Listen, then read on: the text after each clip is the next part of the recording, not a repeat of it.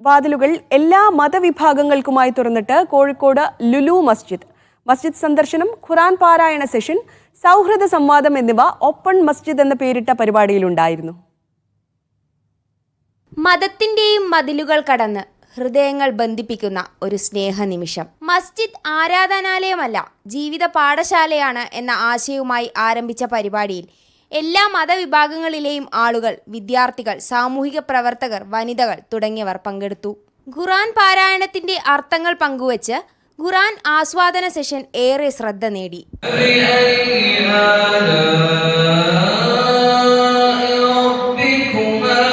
Open മസ്ജിദ് Jamaat-e Islami secretary Abdul Hakeem Nadvi ഉദ്ഘാടനം ചെയ്തു. വൈകിട്ട് നടന്ന സാംസ്കാരിക സായാഹ്നം ജമാഅത്തെ ഇസ്ലാമി സെക്രട്ടറി ടി മുഹമ്മദ് വേളം ഉദ്ഘാടനം ചെയ്തു. KPCC secretary advocate Jayan, father Jerome എന്നിവർ ഉൾപ്പെടെ നിരവധി പേർ രാവിലെ മുതൽ മസ്ജിദ് സന്ദർശിച്ചു. മീഡിയ 1 കോഴിക്കോട്.